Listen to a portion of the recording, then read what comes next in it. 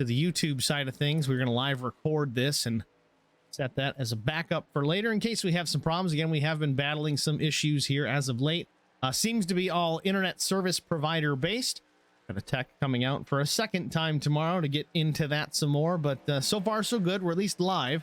Not quite the quality that we're used to seeing, but we'll be back there soon enough.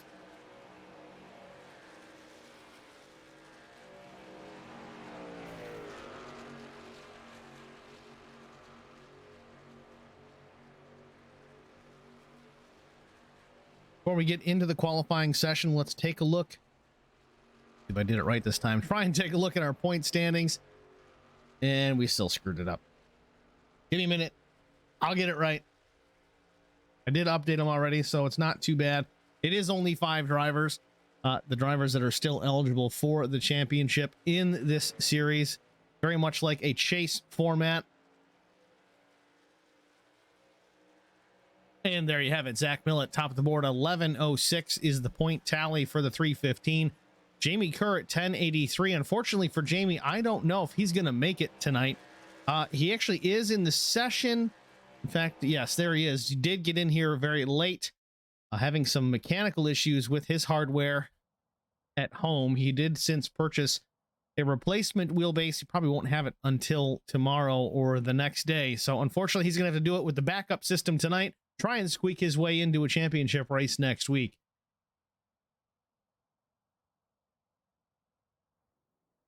Qualifying just about ready to get underway. Next session has officially started. It is a 10-minute session. Zach Millett first to hit the racetrack here out on his out lap. Likely to throw down a quick one. We did see some pretty fast times in the practice session. We'll take a quick look at that too. Millett was fastest to 54.828. Seth Wansing was 14 hundredths off of that. Mark Thomas 77 hundredths off of that. So expect to see those guys right up near the top of the board contending for that pole position tonight.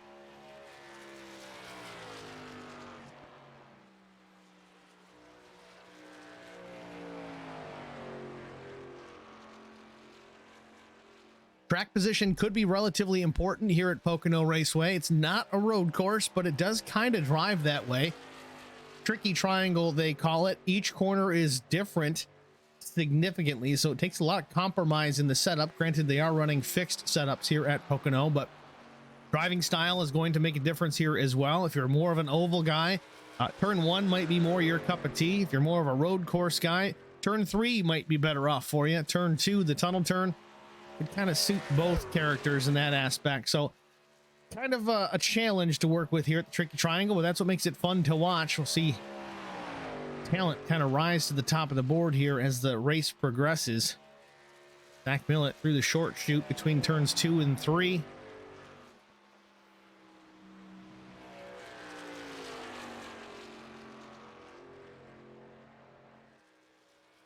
Seth Wansing for now goes top of the board at 54.88 out of the 5. Again, Wansing driving the 5 in the live timing, the 60 on the car. Millett's first lap, 4 hundredths off of that time.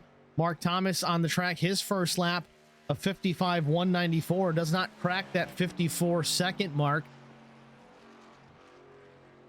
Has to lift out of the throttle a little bit through, I think that's turn 1. That's going to hurt the time as well.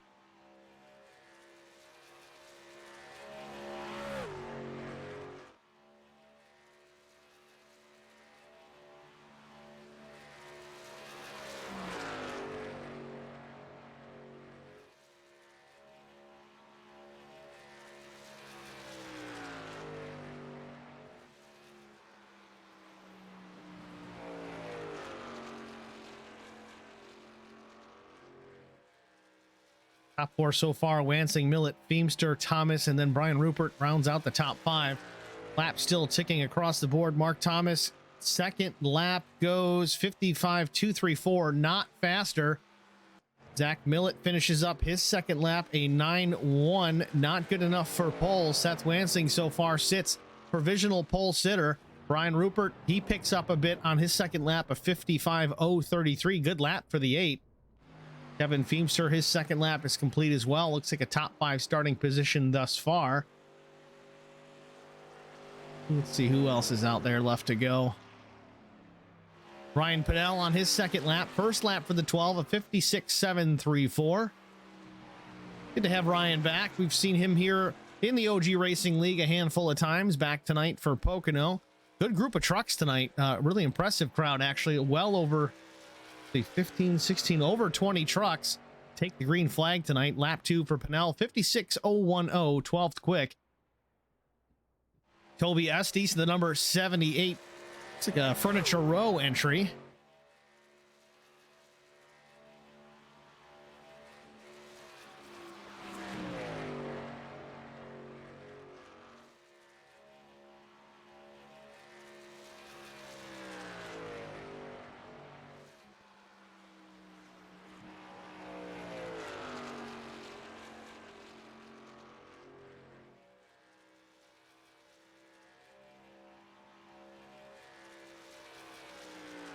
Toby crosses the start-finish line for his second lap, 55.088. Good time, puts him within the top 5. David Wright on the racetrack. His first lap is gone green, the number 42 Silverado.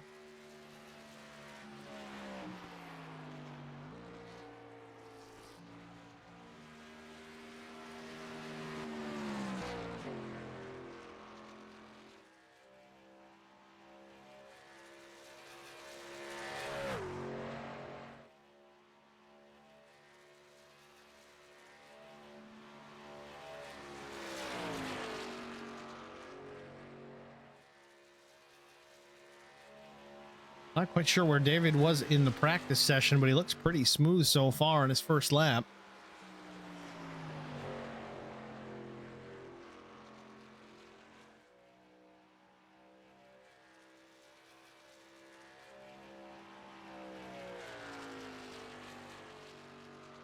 First lap for Wright of 55.181.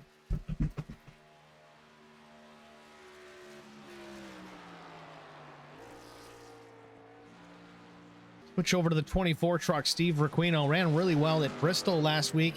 Was looking forward to Pocono Raceway for this event. See what kind of times he can drop down here. Usually pretty quick. One of the trucks that typically has pace just about everywhere we go. Requino crosses the line. He's third quick, 54.986. A quick time out of the 24. That's lap 1. Let's see if he can pick it up. A little bit of cloud cover may be helping that car. Or truck, I should say.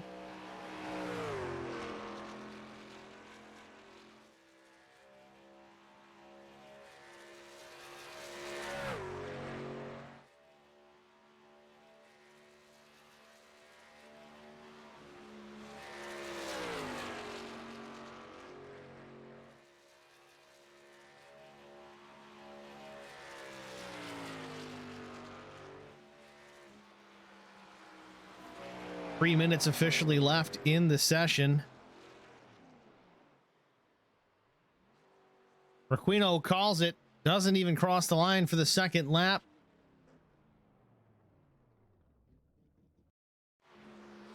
Mike LaJoy on the speedway. First lap for LaJoy of 55.775.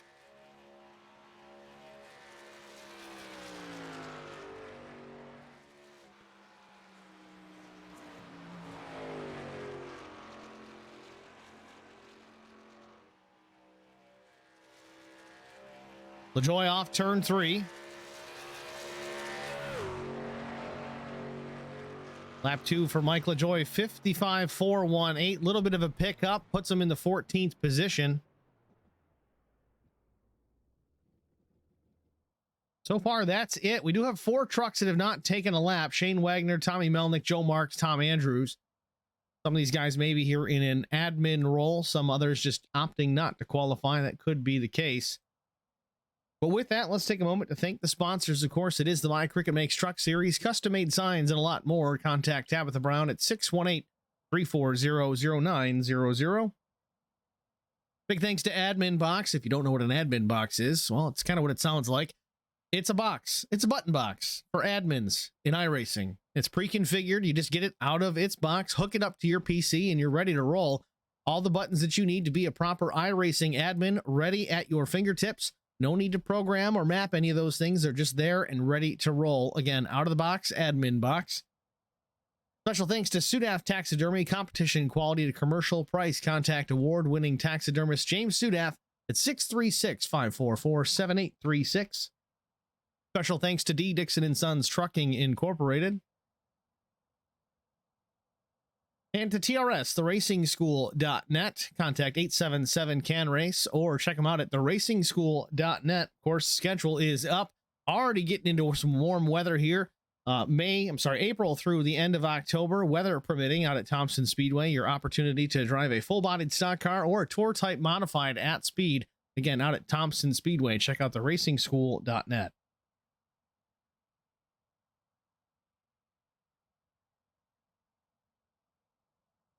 Clock still ticking down to 10 minutes, 30 seconds left to make this session official. Shane Wagner, Tom Melnick, Joe Marks, Tom Andrews left in the bottom of the session here, not taking a time in qualifying. We'll see if they take the green flag. As it is now, we do have 18 trucks that have taken time to align themselves in the field. Could have as many as 24 trucks, as few as 18 take the green here tonight.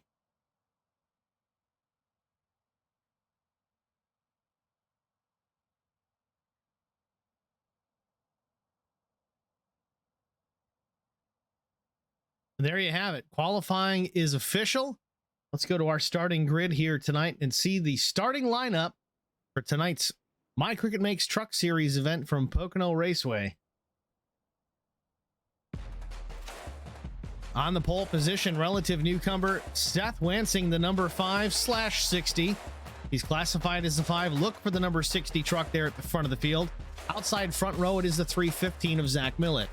Steve Requino in row number 2. He'll start third. The number 24 Napa Silverado. Brian Rupert in the 8 with Dayton Freight. He'll start fourth. Toby Estes will start from the 5th position. Thomas Haley in the 050. He'll roll off 6th. Kevin Feemster in the 7s, starts 7th. Eric Beadle with Beadle Motorsports, the 119 truck. He'll start 8th.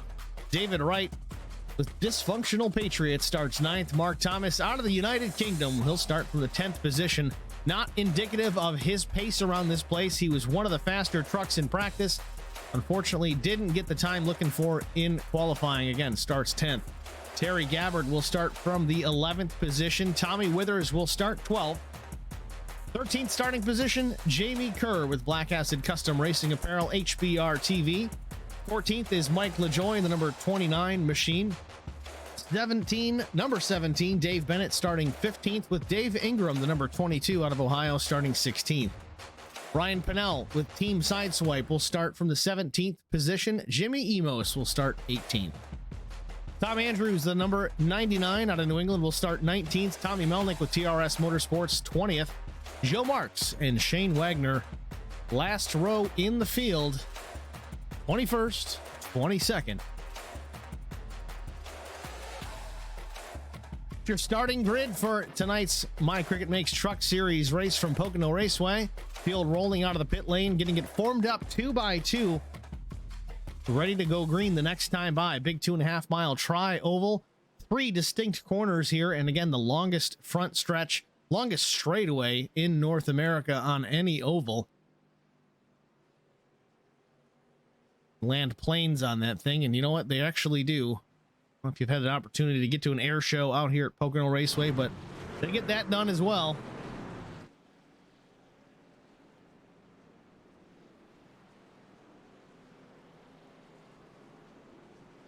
It looks like Seth may have updated his paint. There's the 60. Okay. Or maybe I'm wrong. That's what I did. Tommy Withers is in the 60, but he's got that Terry Labonte paint scheme I was expecting to see a 5 on. Not the case today.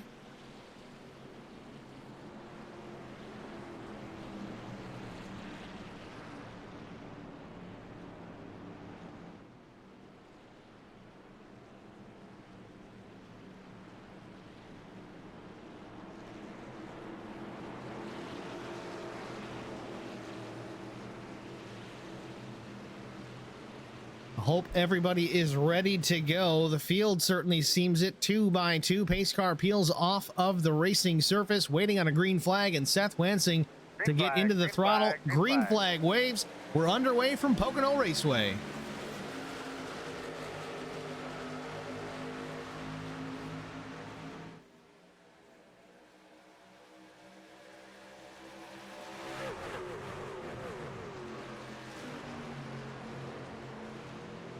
Zach Millett jumps out to an early advantage.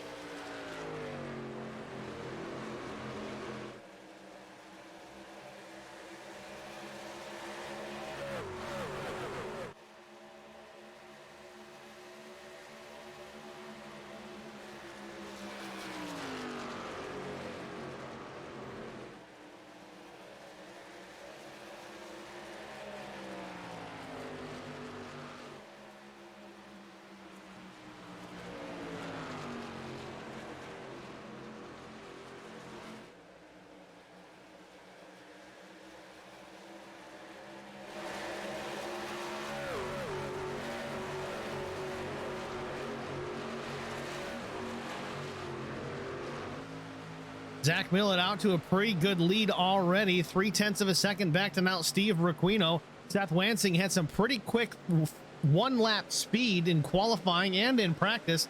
Sits back in the 3rd position, a truck length behind the 24. Again, maybe just saving some tires with this big, long racetrack and not a full field. Again, a good bunch of cars, 20 trucks to hit the track tonight.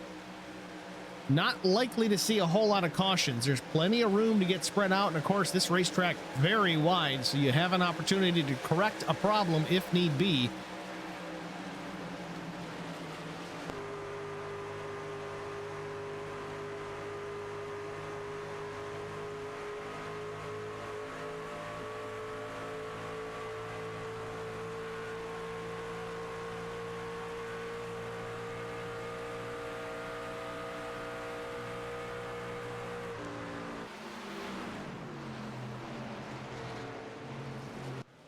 Zach Millett still with the lead, but not running away from 2nd and 3rd.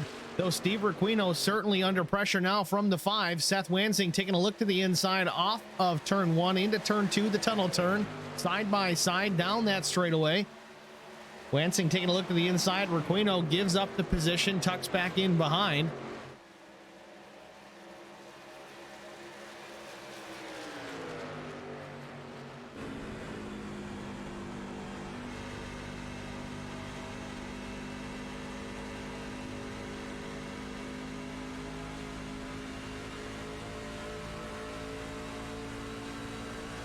Requino battling back to the inside down the front straightaway. And Requino drops his connection all of a sudden. Looking back from 2nd place, Seth Wansing. There is no Steve Requino. Not sure if he checked up out of the throttle, but he is way back in the pack now, about 8th position. Possible connection issue with the 24. It looks like he got away with it. Didn't get into a wreck. We stay under the green flag. So that is the only positive that you can take from it. Requino, though, unfortunately slips from basically 2nd spot as he was making the move on the 5 back to the 9th spot. Still top 10. Not where he wanted to be, though.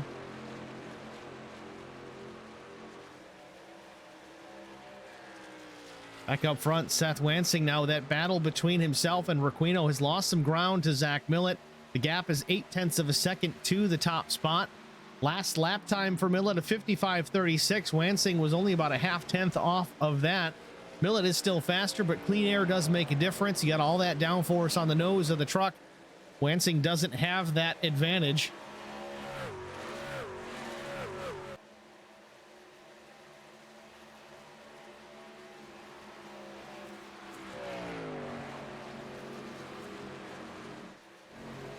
Other battles through the field. This is for the 15th spot. Dave Bennett, the 17 truck, working on Dave Ingram. Lost the handle on the truck for a moment. Eric Beadle in 10th, now putting pressure on Steve Requino after Steve's issue. Again, possibly connection related.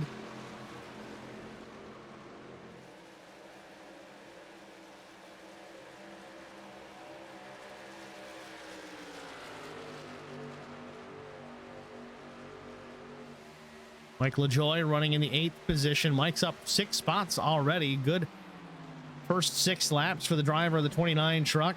Dave Ingram in 15th. Mike LaJoie, again, still runs 8th. Just ahead of Steve Requeno. About a half-second advantage for him.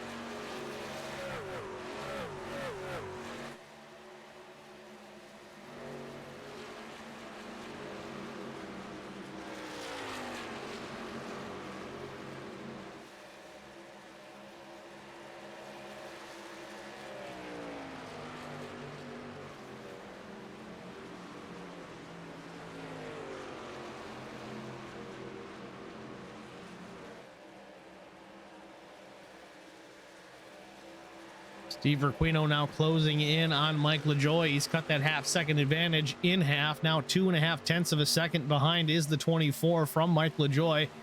Requeno trying to regather himself and regroup, start working his way back towards the front. We go on long green flag runs here. Tires could be an issue, though. If we get cautions, it could be a different kind of issue, a strategy-based one. Talked about earlier in the race, maybe I didn't even mention it, but 65% fuel load on these trucks as Requeno takes over the 8th spot, and only 2 sets of tires to work with over the wall. Of course, they do have the Goodyear Eagle set that they started the race on, but only 2 sets to work with throughout the next 60 laps. 60 laps here at a 2.5-mile tri-oval. That's a lot to ask out of these Goodyear racing tires. We'll see how they do it. If they stay green a long time, it actually may work better to their advantage. But if we get a couple of cautions here, you're going to have a lot of guys trying to make that decision. 2 tires or 4, or no tires or 2 or 4. You got 3 different options, of course. So far, last lap, though, for Zach Millett, a 55.77. Only about a half-second of fall off, at least for Zach. Seth Wansing currently has the fastest lap. He shares that with Thomas Haley, a 55.07.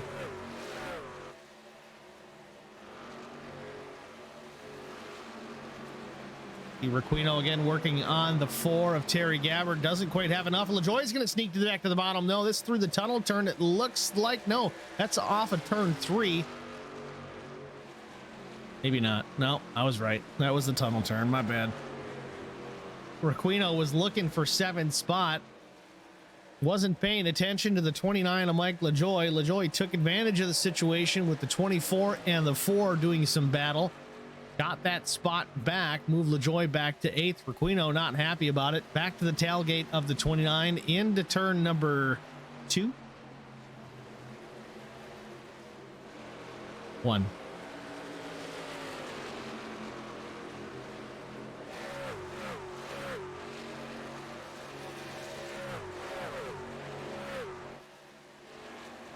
Three-car battle. Now this is again for the 7th position. LaJoie trying to take a look to the inside of Gabbard, but Requeno wants that spot back from LaJoie. Seems that Requeno does have a bit more pace than LaJoie, or at least not what LaJoie is showing at this stage of the race.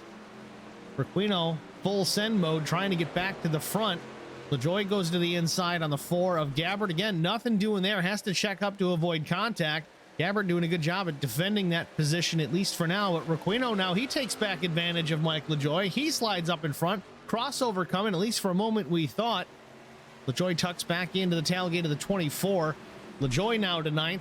Requeno 8th. Terry Gabbard still 7th. Watching this all go down in his rear view mirror.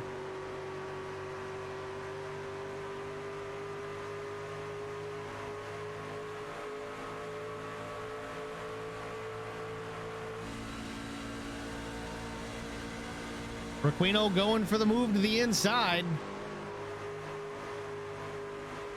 Edges just a nose in front, almost contact off the tunnel turn. This battle continues all in front of Eric Beadle, the 119 truck there running in the 10th position. Gabbard 7th, Requeno 8th, at least for now. LaJoie 9th off turn 3. They work down the front straightaway. Requeno still trying to complete the pass on the 4. Good battle here at the back of the top 10 in the field. Requeno goes to the bottom into 1. The 4 still taking that top side, using it for a little bit of momentum. Don't know if the 24 is going to clear off a 1. Not quite yet. They work down the backstretch another time.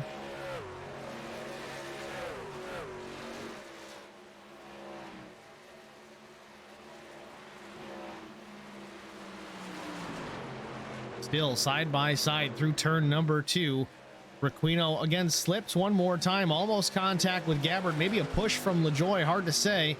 Truck certainly seemed unstable at the time. Dives it in there deep, drives it way deep into the turn 3 corner.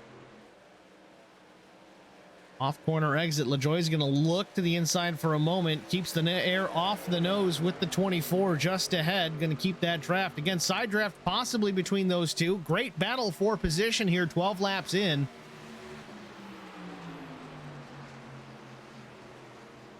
Gabbard slips up the track just a bit. Don't know if he's going to get the throttle back down. Requino may have him clear. Not quite yet.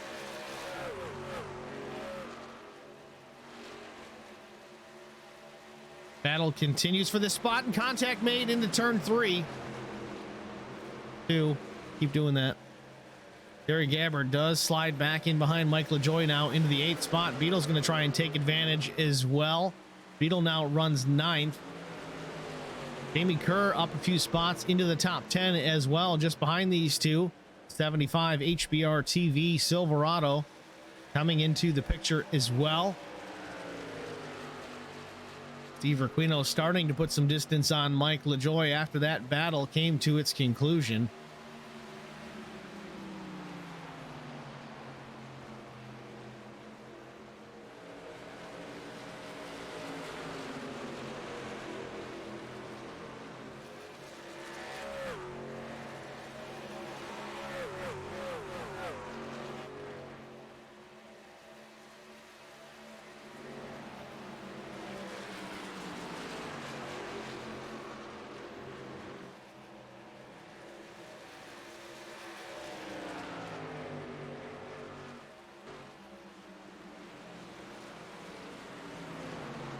Back out at the front of the field, Zach Millett continues to lead. He's put just over a second and a half on second place running David Wright. Wright running, again, second. He's up 7 spots. David Wright having a good afternoon so far. 14 laps in. Started 9th today. Has made his way towards the front of the field. Has gone around the 5 of Seth Wansing. Seth seemed to be the quick guy out here.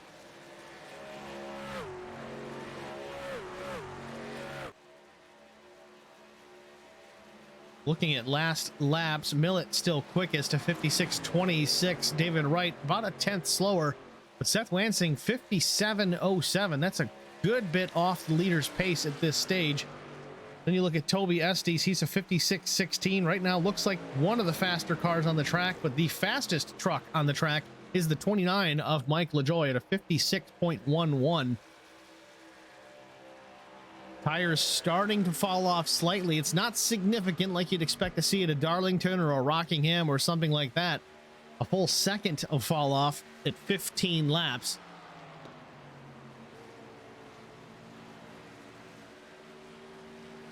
It's about a 45-mile run that they've gone thus far.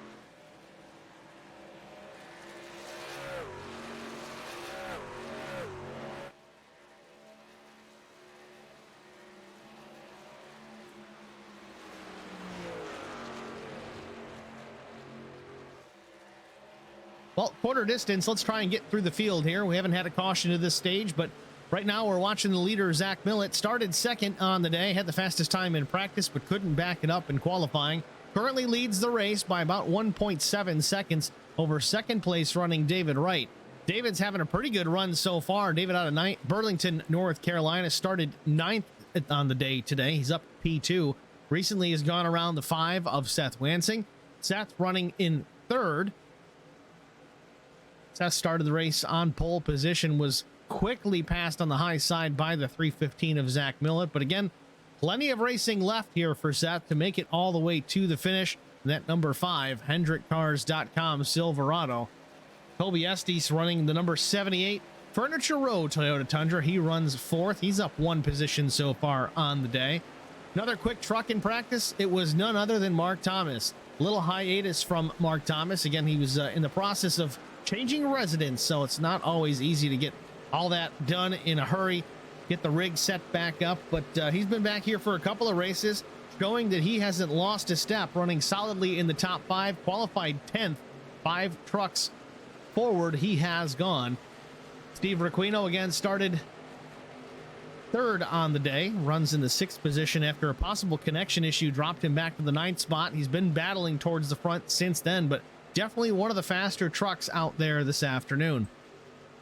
Mike LaJoie started 14th. He's already up to position 7. Mike is always someone to watch, especially here in the My Cricket Makes Truck series. He can be dangerous. He's won some races here for sure. Certainly not out of contention, even running in the 7th spot. It's plenty early. Plenty of racing left to get that number 29 to the front of the field. Terry Gabbard put up a valiant fight trying to hang on to that position, keep Steve Requino and Mike LaJoie in the rearview mirror. A little bit of contact between those two, but both trucks look pretty solid so far. Terry runs in 8th, up 3 spots from where he qualified. Jamie Kerr again running on some borrowed hardware, I guess you could say. His primary wheelbase crapping out on him, unfortunately, but he's here. He's trying to contend for a championship. As long as he gets the equipment he needs by next week, he'll be in good shape. But Jamie started 13th, currently runs in the 9th position, certainly looking for at least the top 5 tonight. Eric Beadle runs in the 10th spot, started 8th this afternoon. Eric, same hometown as Zach Millett out of Clayton, New York, the number 119 Silverado. Ryan Pinnell runs in the 11th spot. Ryan's having a decent afternoon as well. He's passed 6 trucks since the drop of the green flag. Currently runs 11th. Tom Andrews runs in the 12th position. He's passed 7 trucks to get to this stage of the race. The number 99 Exide Silverado, throwback to, I think that's a Jeff Burton scheme. Good looking truck for sure. He'd certainly like to put that into the top 10. And the Feemster himself, the number 7 OG Garage Ford F-150. New colors on that truck. I think that's in support of the OG Racing League Tour Modified Series, I believe is on Wednesday nights that they're revamping, and it looks like they're doing a great job of it with big car counts. Lots of great racing in store. So if you like running those modifieds, check these guys out. 14th position, Tommy Withers running in that number 60 Kellogg's. Looks like a Terry Labonte throwback. He's down a couple of spots, but we see pit stops are underway. We're going to cover those, get a look at these guys and see what is going on. Kevin Feemster, Steve Requino into his pit box solidly. No, has to back it up. That's going to cost him about a half second or more. That is a big mistake to happen under the green flag.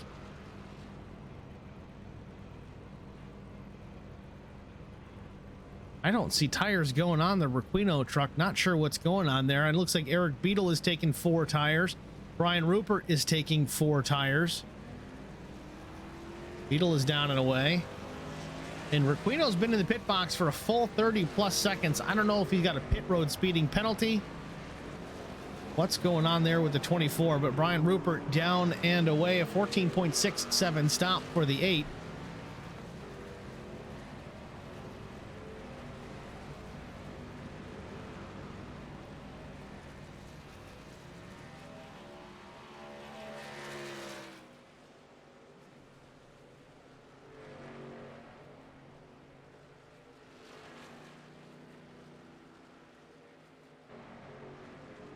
Zach Millett completes his pit work.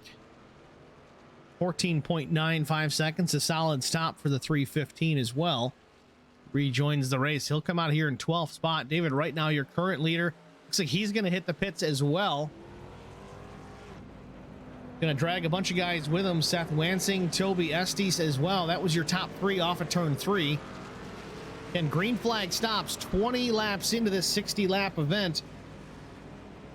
Breaks it up into at least 2 stops, if not more. We stay green all the way to the end. That last lap could be interesting to those who pit a little bit sooner. See some of these guys, Zach Millett credited lap 19 as their pit stop. Let's see, Eric Beadle was lap 18, as was Brian Rupert and Steve Requino, but Requino remains on the pit box. Not sure what happened with the 24. No, he is out of the big pit stop though. Requino 52.20. I just gotta wonder if there was a pit speeding penalty there. Usually if you get caught speeding, it's a 40-second penalty. It means his stop would have been about 12.2 seconds, which is likely just fuel and 2 tires or just fuel. Hard to say. Again, 2 tire sets over the wall. Be curious to see what they all used, but nonetheless, Requino 18th position. Lost a ton of time on the pit lane with what looks to be a penalty. Through that cycle, though, Zach Millett is taken back over the top spot.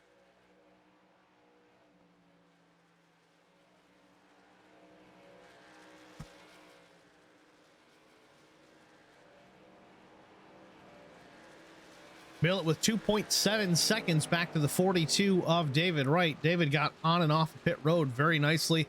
About a tenth and a half quicker pit stop time than Zach Millett. Did see some other drivers. Toby Estes with an 11.9 second stop. Likely not 4 tires. In fact, there's no way that was 4 tires. Maybe right sides only. It's kind of early to be playing the right side only game, but maybe fuel only for certain. It seems Ryan Pennell, a 12.8 second stop. That could be a fuel only stop as well. Steve Requino may have been pulling the same strategy. Again, a 52.20. Take the 40-second penalty off of that, and you have 12.20. That would line up with fuel only for the 24. It just looks like it did not work out for him, but he does have that extra set of tires now. If he can get back on the lead lap, maybe catch a caution, it could work out for him. So he's not out of this thing yet. Currently runs 16th.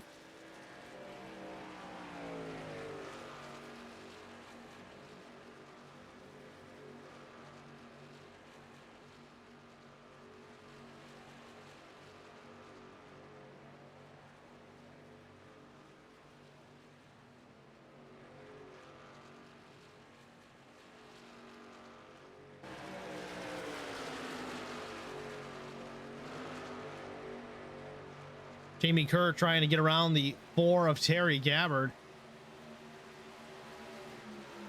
Jamie looking to the inside.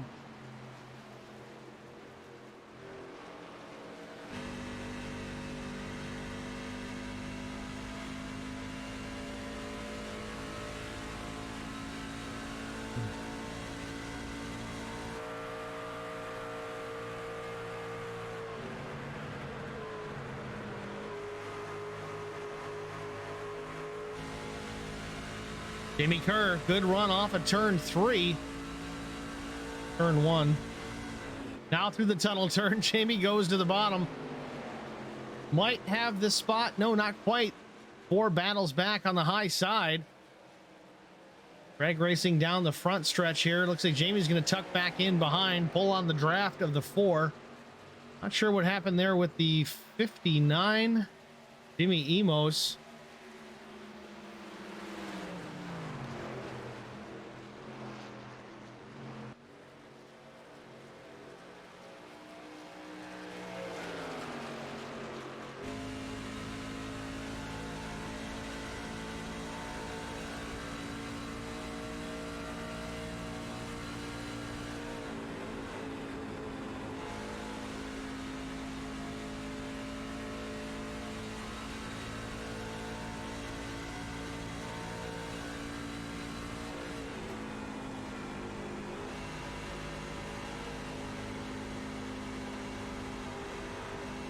Jamie had a great run off of turn 3. Couldn't use it up, though. Not enough room to get to the high side of Gabbard. Checks up off the throttle, but still there to the inside down the front straightaway.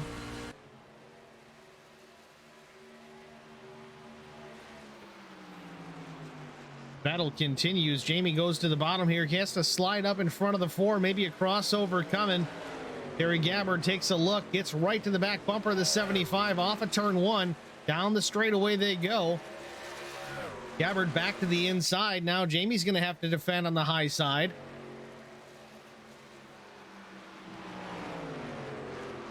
And keep in mind, Jamie Kerr working with some equipment he's not very familiar with. It's borrowed, not the wheelbase he's used to working with. Usually running with, I think, a Fanatec style wheelbase. Not the case right now. Running a Thrustmaster. So far, doing a good job, though, maintaining that spot after getting around the 4. Terry Gabbard. Jamie Kerr now holds on to the 7th position.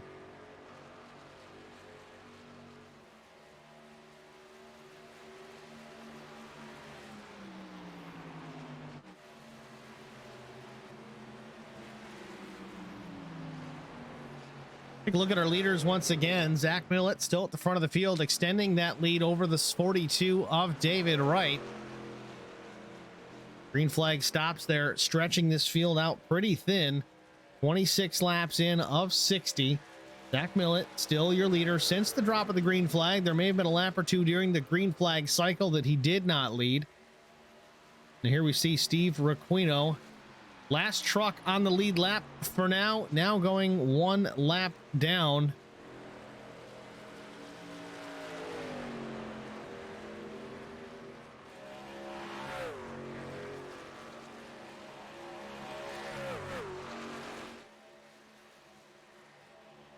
Steve Requino now the first truck one lap down, the only truck a single lap down. Everyone else is two or more or out, meaning that if we do get a caution, Requino would get the lucky dog, be able to get back around on the lead lap.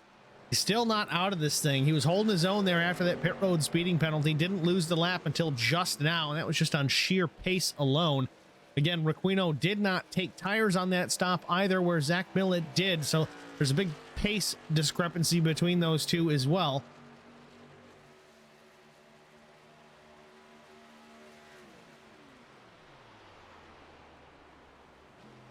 And I may have heard that right, may have heard that wrong. I think Zach Millett is in fuel conservation mode already. Let's ride on board with the 315. Listen to the RPMs, watch the tachometer on the dash, see if he's getting out of the throttle completely in the clutch, into the corners. Still through here in the tunnel turn on the gas. Let's listen into turn 3. Yeah, there it is. You see the tachometer on the left, right between the steering wheel. It drops all the way down to about 1100 RPM.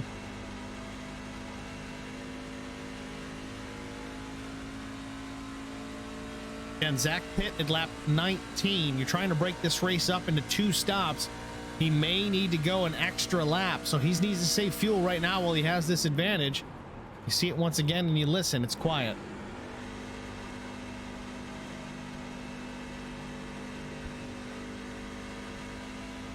So for any of you newcomers out there that really don't understand what's going on here, he's trying to save fuel. If he's got his foot planted on the floorboard, he is burning fuel at an alarming rate. He thinks he's going to be short, and based on the laps in this race, he's likely going to be at least 1, maybe 2 laps short. He pit at lap 19. He could have pit at lap 20 if that was possible. Some guys did. He might have been able to do this on 2 stops. But the lift and coast technique is what he's trying to utilize, where he lifts off the throttle and he coasts into the corner, uses a lot less brake, puts the clutch in so the RPMs drop all the way down to idle speed, essentially 1100 RPM. It's a technique we see quite a bit on road courses because you've got so many opportunities to do it. You know, 7, 8, 9, 10, sometimes 20 or even more turns where you're going to get on the brakes and slow the vehicle down. In this case, he's going to lift off the gas, let the truck coast while he's got his foot on the clutch, and he's going to hit the brakes a lot later than he normally would because he's not carrying as much corner entry speed. That in turn saves a lot of fuel. Some guys that are really good at it can do that without losing any lap time. It takes a lot of practice to do, and admittedly, Millett is new to that aspect of trying to save fuel. Something that he picked up in another league relatively recently. A guy was stretching his fuel quite a distance and ended up beating him because of it. They learn from those issues.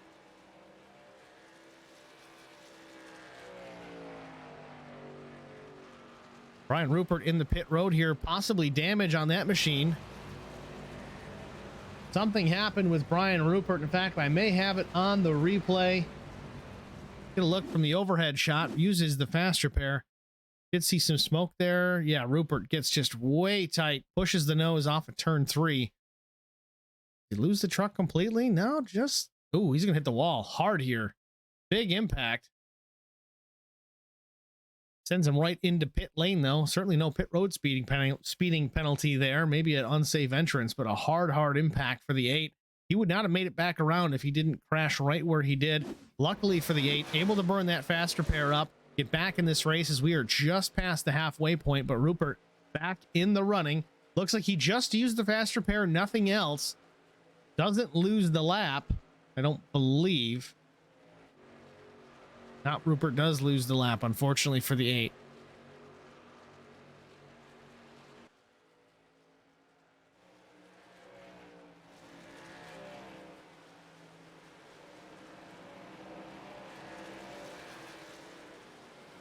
Terry Gabbard has taken the spot back from Jamie Kerr. We watch this battle heating up once again. Jamie, good run off of turn 3. At the line, looks like Kerr's going to have the spot, but he's got to clear the 4 again going into turn 1. He does it. Good run off of 3. Clears Terry Gabbard once again.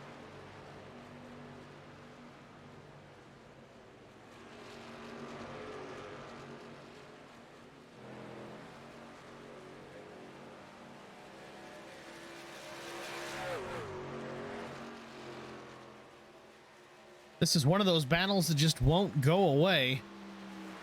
Jamie Kerr runs now in the 7th position. Terry Gabbard slips back to 8th. Jamie's up 6 spots so far on the day, but biggest mover so far, Mike LaJoy.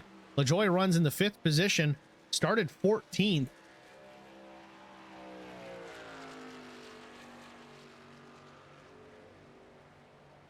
Toby Estes in the pit road here.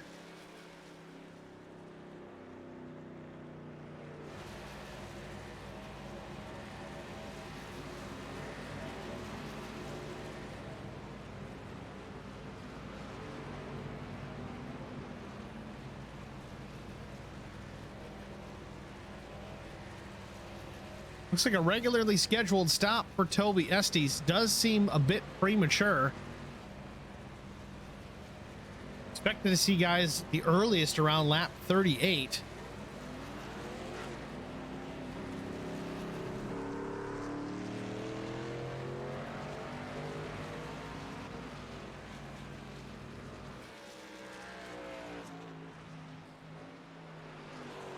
'78's going to rejoin the track in 15th. Terry Gabbard in the 4 there, still runs about the 7th position. Jamie Kerr now up to 6th.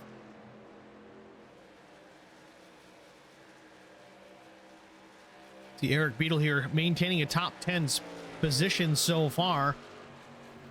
The 59 there gets into the wall. That's Jimmy Emos. Gets into the wall on the straightaway. Not sure what's going on there with the 59. He's in the wall again. This could be connection related or maybe hardware related. Doesn't look good though for the 59. Last lap was actually a 58.39.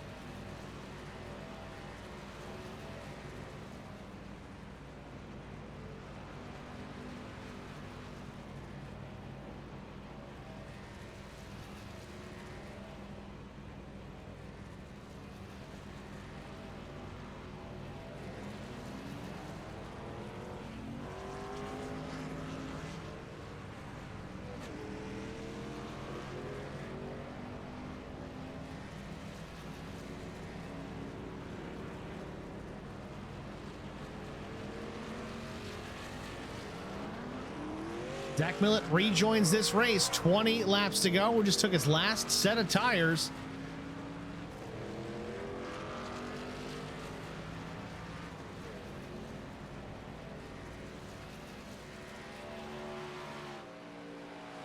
Seth Wansing has taken over the top spot. He has yet to hit his final stop of the day. He pit last on lap 20. So here he is. Oh, we got trouble in the entry to pit road. The 99 having an issue.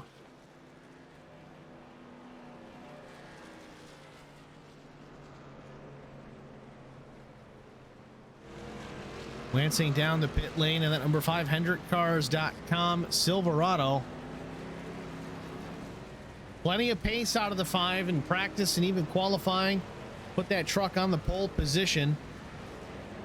Has not really been the leader for much of the day. He's gotten a couple laps led. Right side tires going on the truck. Through around to the left.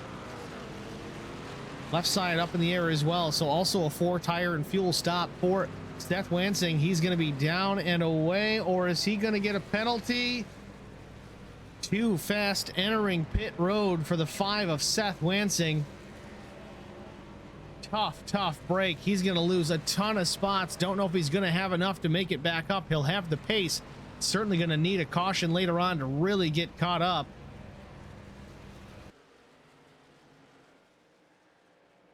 Zach Millett, though, has cycled back to the top spot. 4.3 seconds now, the gap back to second place David Wright. 19 laps to go. Tell you, if I'm Zach Millett, I'm going to still save as much fuel as I can for 2 reasons. Duh, you kind of have to, because it's going to be close. It seems that with the pace that Zach is running, 19 laps or so is about all he can muster out of that machine. So again, a green-white checker comes out. He's going to have to at least stop and splash for fuel. But if it doesn't, the question is, does he have enough throttle, enough fuel to get off of turn 3 on that final lap, make it to the start-finish line before David Wright can catch him? They seem to be on the same pit strategy. Lap 40 was when both drivers hit the pit road. Mike LaJoie, Tommy Withers, Jamie Kerr, Terry Gabbard, all on the same pit cycle as Zach Millett. Gonna be tight.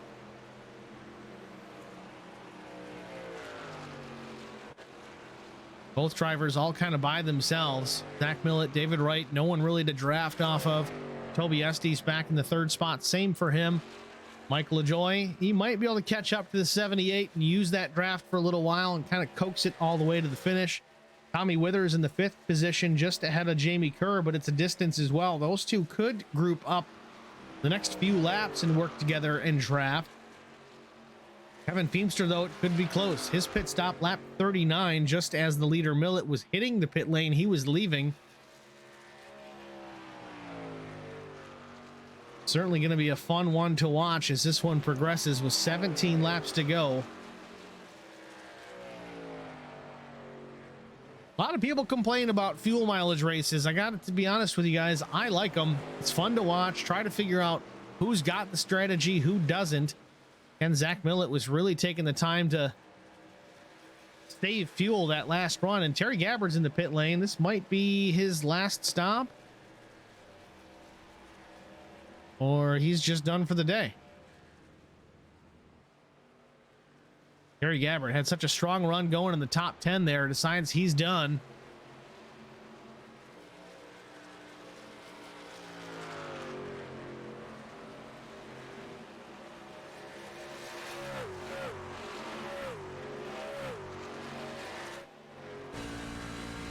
Let's listen again. We're going to ride on board with Zach Millett.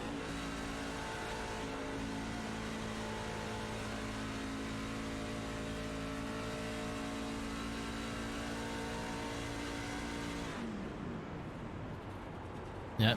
Cutting it out once again into turn 3. Off throttle completely into the clutch corner entry. Catch some of these guys. You can utilize some of that draft as well.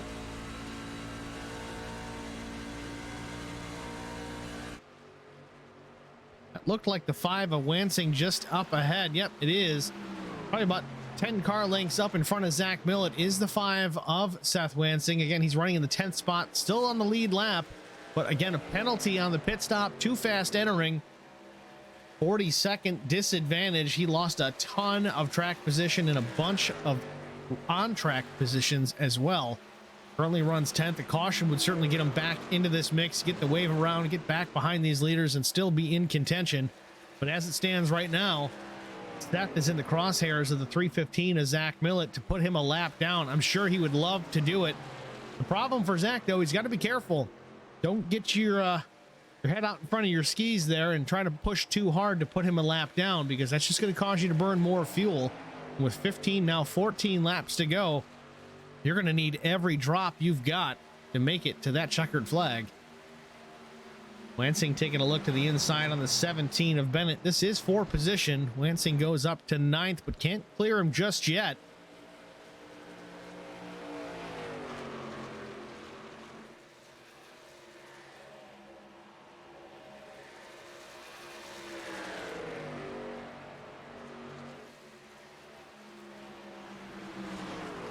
A little behind on my stream chat, we had Joe Tucker. Pocono is the besterest.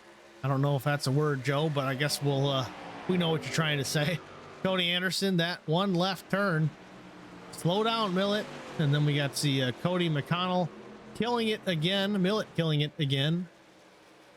Thanks for saying hi, guys. Appreciate the participation in the chat, as always. Not a ton of you tonight, but it's been a lot of action to call, even though we haven't had a single caution flag so far.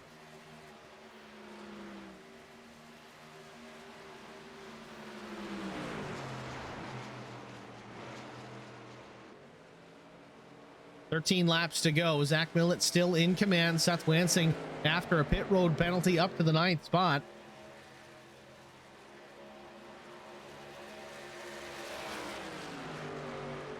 But don't look in the mirror if you're the driver of the 5. Zach Millett is closing ground quickly.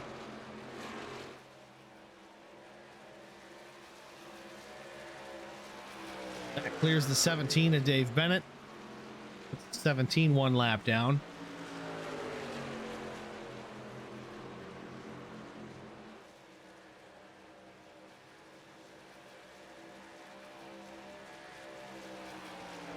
Laps to go from Long Pond, Pennsylvania, the virtual Pocono Raceway, the My Cricut Makes Truck Series.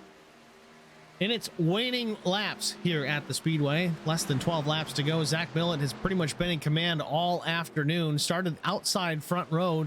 The 5 of Seth Lansing had the pole, but very quickly the 315 made his way around on the outside, took the top spot.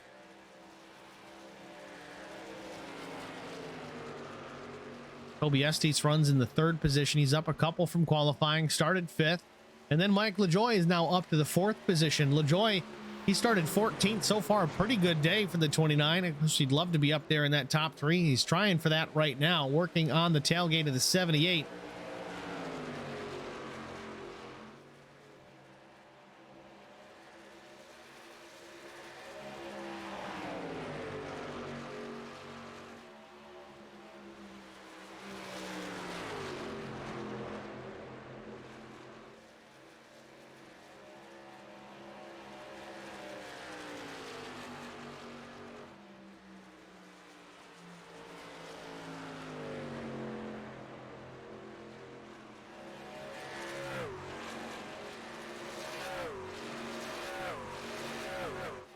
Zach Millett enjoying a 4.25 second advantage over second place David Wright. Toby Estes runs 3rd, Mike LaJoie 4th, Tommy Withers is 5th. Jamie Kerr has worked his way up 7 spots into the 6th position. Kevin Feemster runs 7th. 8th is Eric Beadle, and Seth Lansing running 9th. Last truck on the lead lap, at least for now.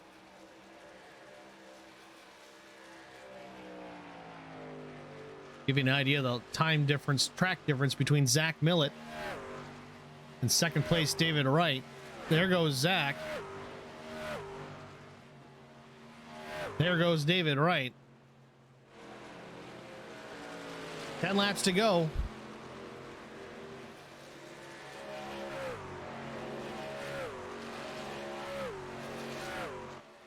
And Toby Estes peels off the racetrack. He's going to hit the pit lane as well. Guess Toby was one of the longer drivers out there as far as the pit strategy was concerned. Maybe out there a little bit longer than everyone else. Off-cycle stop for the 78. That could be the case. Steve Requeno also hitting the pit lane. Did see a handful of these trucks do this on the previous cycle. It seemed to be in the box a little bit sooner than the rest of the field. Steve Requeno is also down.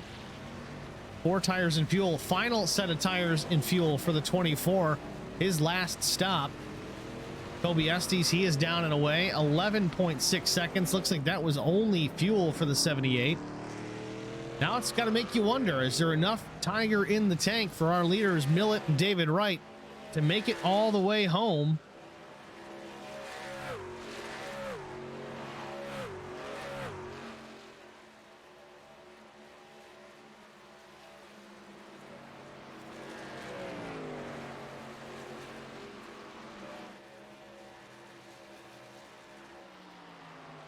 Mike LaJoie now solidly into the top 3. So far, so good for him.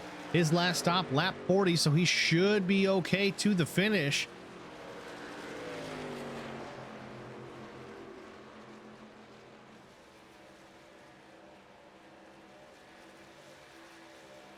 David Wright working around the 17 to Dave Bennett. Dave Bennett runs 10th, 1 lap down. Again, David Wright currently the 2nd place truck on the track.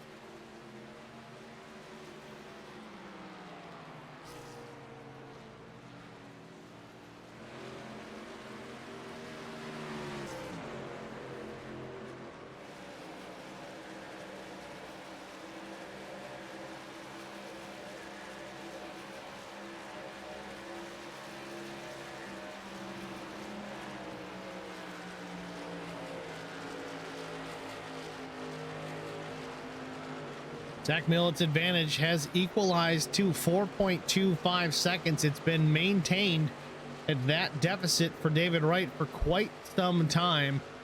Sure, David is trying everything he's got to try and catch the 315 of Millett, but Millett just running the laps that he needs to run to get that truck to the finish line. Again, fuel could be an issue for the driver of that machine. Pretty much everybody in the top 5 pit at the same time frame as Zach Millett. But again, with Millett at the front of the field, he is essentially punching the biggest hole in the air over everybody else out on the track. So he's going to burn the most fuel to do it.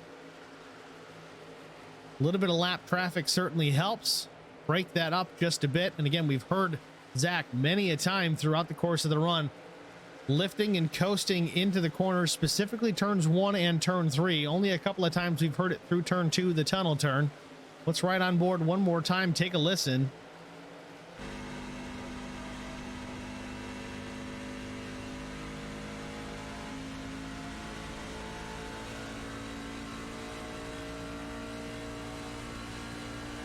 Keep an eye on the tachometer just between the steering wheel. And there you see it, still out of the gas, saving as much fuel as he can.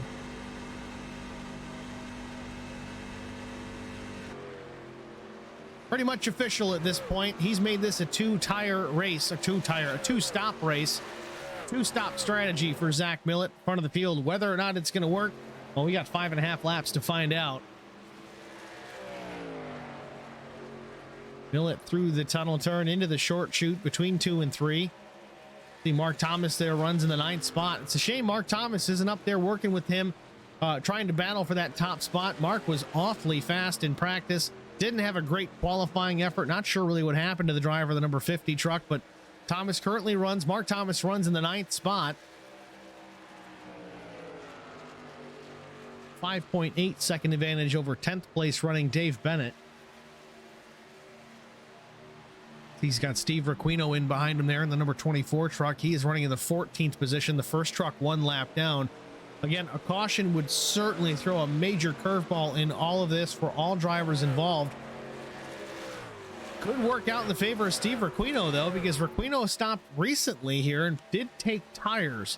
So he would have one of the fresher sets on the racetrack if the caution were to come out. The leaders would certainly have to take an attempt to at least hit pit road for fuel.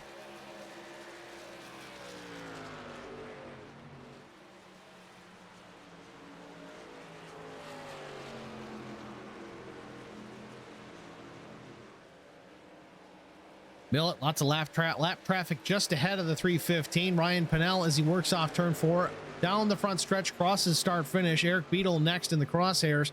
The 119 likely will yield that position to his local buddy, Zach Millet. Again, not teammates per se, but they do hail from the same hometown.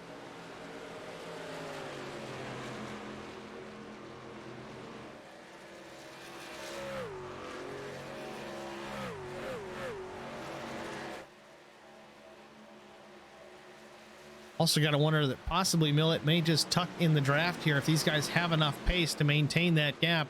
Even through all this of fuel savings and fuel strategy, Millet has been able to extend that gap about another half a second. It's 4.78 seconds back to David Wright with 3.5 laps to go. Millet works through 3, does take the spot away from Eric Beadle through turn 3.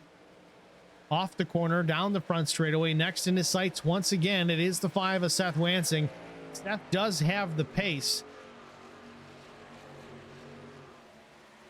Don't think Seth is necessarily going to lose a lap unless a mistake is made.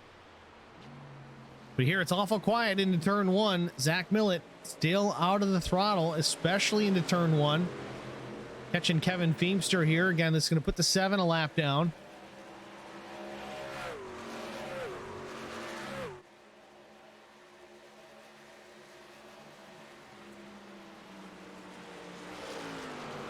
Kevin Feemster slips 1 lap down, still maintaining a top 10 finishing spot for the time being. 7th place runs does Kevin Feemster.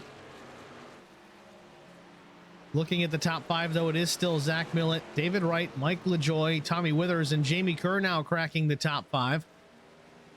Jamie having a solid afternoon. Again, started back 8 positions shy where he runs currently.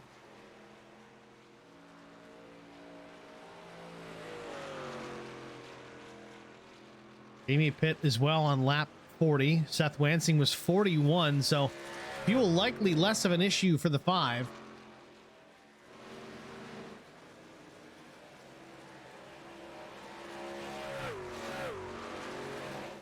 Millet down the backstretch, a lap and a half left to go. He's going to go through turn 2, then get into 3 here. Through the short chute, closing the gap on Seth in the 5.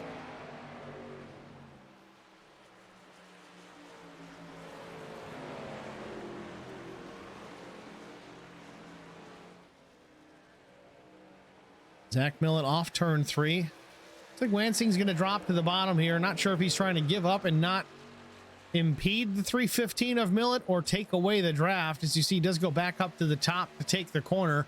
It is the final lap, though. Zach Millet into turn number 1.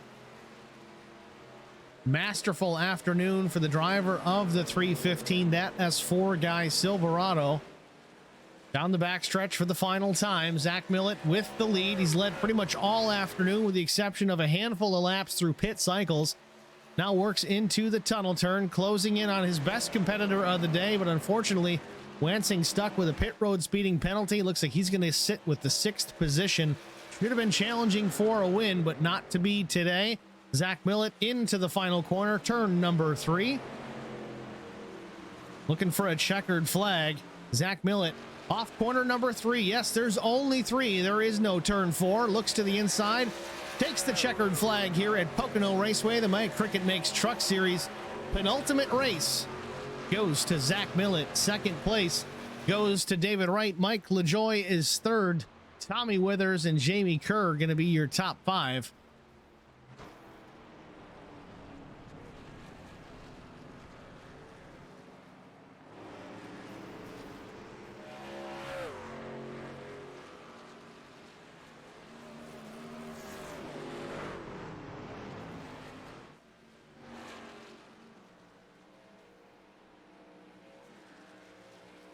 Mark Thomas stopping by to say congratulations to Zach Millet.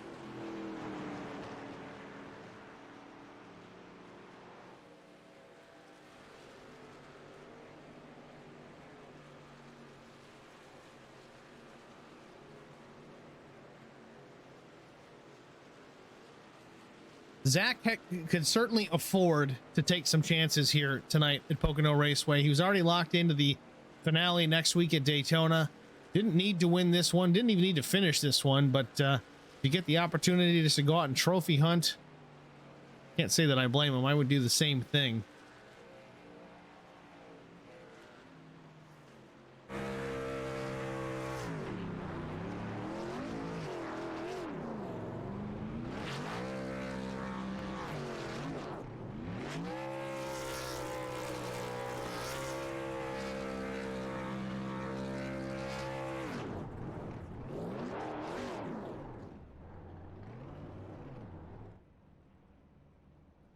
Well, there you have it, folks. Zach Millett with the win here at Pocono. We're going to step aside shortly, or for a short time. We'll be back shortly with our top 3 interviews. Stay tuned. We'll be back after this.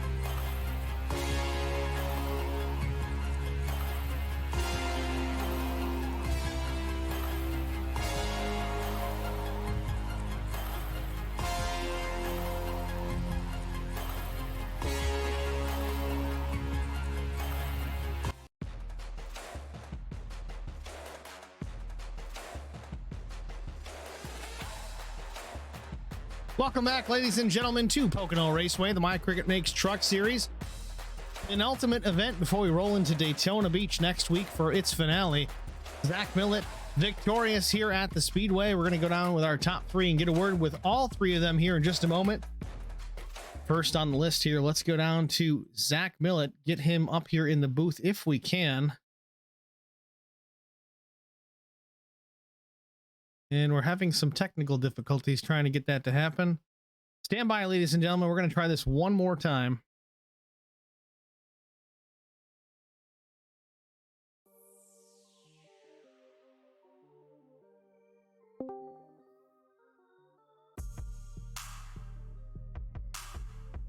There we go.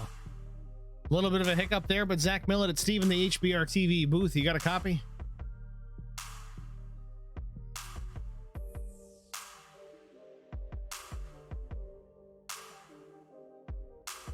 Zach Millett at Steve in the booth. You got a copy? Hey, Steve. How's it going, man? There we go. All right. Zach Millett, again, congratulations. Another victory here in the OG Racing League, the My Cricut Makes Truck Series. At Pocono Raceway, no less. You started outside front row. You were fast time in practice, but not to be as far as the pole.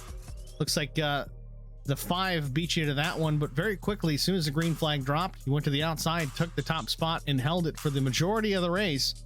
What was the strategy? We did certainly see you saving a lot of fuel. How close was it? It was real close. I noticed a little late. I pit on lap 19 on that first run, and I was a little more than a lap short going into the second run, and I had to clutch in pretty much every turn. We certainly listened to it quite a bit. I caught it on one of the replays that we went into one, and it was just dead silent, and I'm like, oh boy.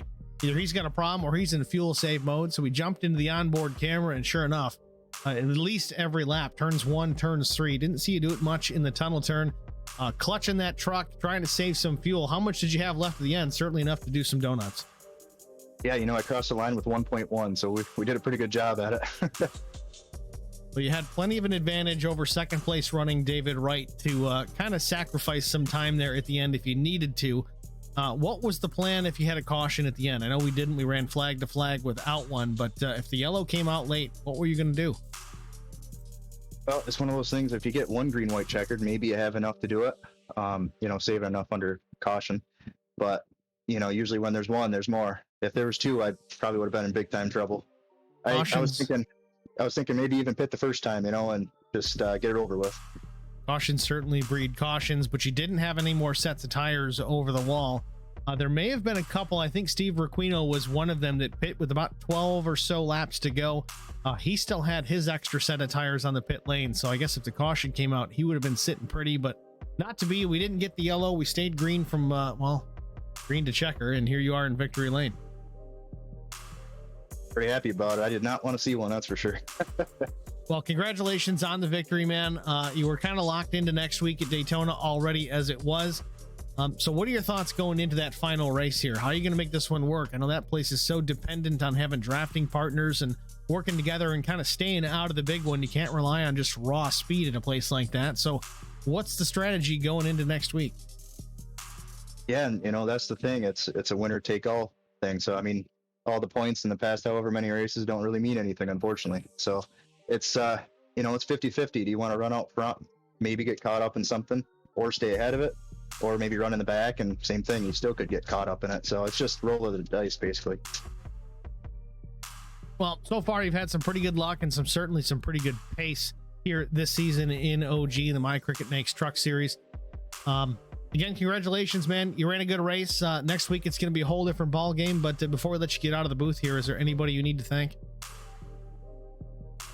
Yeah, I'd like to thank you, Steve, and Holler Boys Racing TV for broadcast and great coverage. The OG Racing League and all the guys in it that make it happen. It's always fun. And shoot me a follow on Twitch, TikTok, YouTube, and Instagram at that S4 guy. All right, Zach. Again, congratulations. Thanks for talking to us. Good luck next week. Okay. It was Zach Millett, your winner here from Pocono Raceway, the My Cricut Makes Truck Series. Next, we're going to go to the 42. David Wright, runner-up here at Pocono. David, it's Steve in the booth. You got a copy? Yeah, I got a copy, Steve. David, congratulations, man. Again, I know it's not a checkered flag, but a good run. You passed a bunch of cars, started, I think, 9th on the day, brought it home position number 2.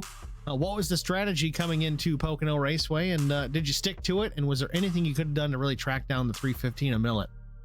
I don't think so. The strategy, I ran it basically as hard as it'd go for an entire fuel run. You couldn't really use short pitting or anything like that. So I felt like I got close to him a couple times. I felt like I was gaining the ground, but then on that last fuel run, I kept having a lot of lap car trucks coming out on the track into turn 1.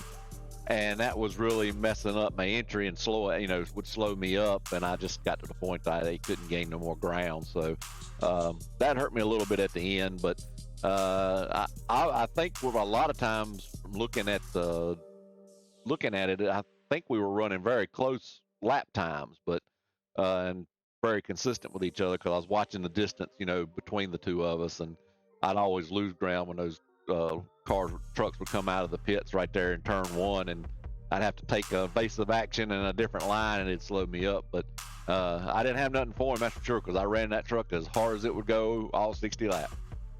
Well, the last couple of laps, you were about a tenth and a half faster than Zach Millett, and overall about a tenth and a half off his best lap of the afternoon. He did not have the fastest lap, and neither did you, unfortunately, but nevertheless, man, a great run. Always fun to watch you guys go out there and just give it all it's got. You don't have to worry about strategy necessarily and just kind of push all the way to the finish. What are your thoughts going into next week? I know you're not necessarily in the points, but Daytona is going to be a fun one in these trucks. What are you thinking about? Well, yeah, Daytona's always, it doesn't matter what you're driving, Daytona's fun. If you can avoid the calamity. It can be, if everybody will give each other some room and watch the pushing, that it can be really fun. I love doing it as long as I don't get turned and caught up in the big one. That's always not fun, but we'll see what happens. That's just like in real life. It's anybody can win it. Absolutely. Well, David, again, thanks for talking to us, man. Congratulations on P2. Before we let you go here, anybody you want to thank? Oh, just want to thank everybody there at the channel and everybody at in the league that puts it on. They do what they do, and you do what you do, so we can come out here and play and have fun. So just gotta appreciate everybody that does what they do, so we can come out here and have fun and play.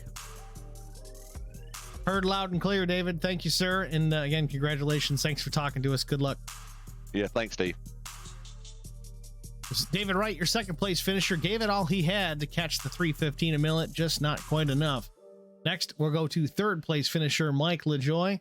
If we can pull the driver of the 29 up into the booth. Mike, it's Steve in the broadcast booth. You got a copy? Hey, Steve, I got you.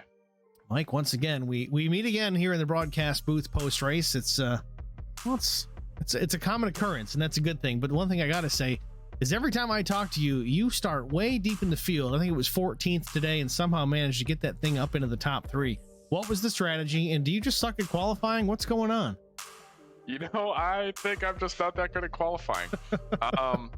I'm also just not really all that fast on short runs very often, and I feel like I'm better at long runs. So I feel like I qualify pretty poorly, and then I kind of just work my way up through the field, and that's pretty common. Strategy-wise, it was pretty straightforward tonight. The truck went 20 laps on a fuel run. We had 3 total sets of tires, so 20, 20, 20, and that was basically that.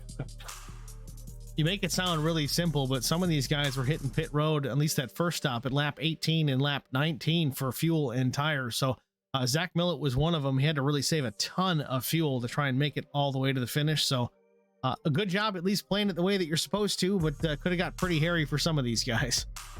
Yeah, those guys must have just miscalculated a little bit. I guess I noticed pretty early that it was going to be tight there, so I ran it pretty dry, both runs. Basically just passed the cars that I could, and a couple people made some mistakes, I think, got a couple black flags, so I picked up a couple spots that way, and that's really it. I don't even really think I outraced anybody. I just didn't really make a whole lot of mistakes and just ran the fuel mileage the right way. Certainly fun to watch. I think it was with yourself, Steve Requino, and I don't remember the third car off the top of my head, but a good battle there. I think it was about mid-race, you guys going back and forth for quite a while. That chews up some fuel, but at least it was fun for you guys. It was fun for us up here in the booth, and I'm sure the guys watching in the stream enjoyed it as well. But a third place finish for you this afternoon. Congratulations. Are we going to see you next week at Daytona?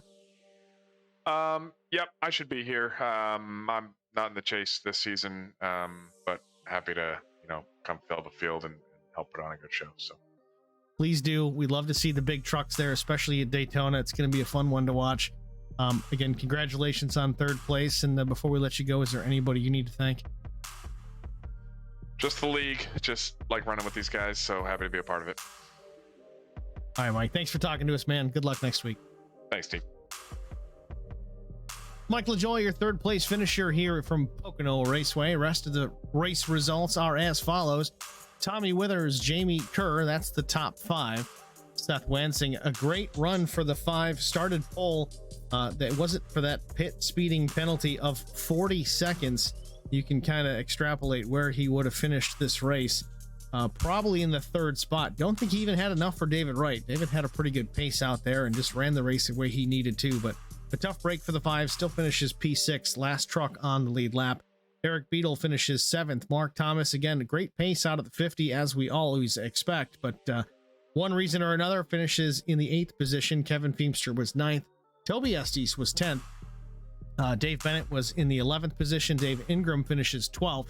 Steve Requino, also a pit speeding penalty, I believe it was. He finishes 13th. Thomas Andrews was 14th. Ryan Pinnell, 15th. Brian Rupert was 16th. Jimmy Emos was 17th. And Terry Gabbard finishes 18th in the number 4. Not really sure what happened there with Terry. I think he did disconnect prematurely here. Not sure if that was related to one issue or another, but we did see him pull down the pit lane, park it in a unassigned pit stall, and then leave the session. So 18th place points for Terry Gabbard. The balance of the field, it appears, only took a few laps. In fact, let's scroll through here just a bit. Thomas Haley machine, he finished 50 laps down, so he turned 10 laps.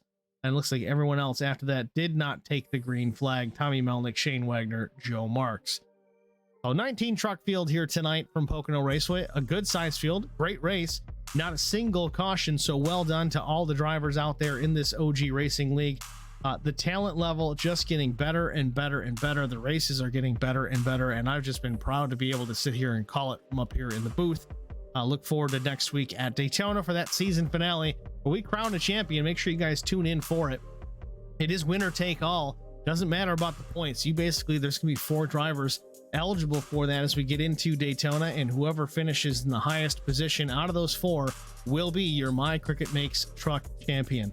So make sure you tune in next week, 7:45 in the East here on HBR TV. Again, that's at HBR TV 1 on Facebook, also HBR TV 1 on YouTube. Those are very easy things to remember. No fancy spellings anymore. We simplified that. HBR TV 1 on both platforms. YouTube, at least presently, we're going to record and then upload later for that. The live streams will happen on the Facebook side of things. So turn on your notifications so when we do go live, you know that that's happening. If you happen to forget, you don't miss a minute of the action. There's usually about a 10-minute starting soon interlude before we actually go live into qualifying. So you've got some time to get yourself a ice cold beverage, maybe a sandwich, maybe a steak, whatever you're into that particular night. So tune in. Thanks for watching, everybody. Really enjoyed everyone's participation in watching the race. We'll see you next week. Have a good night.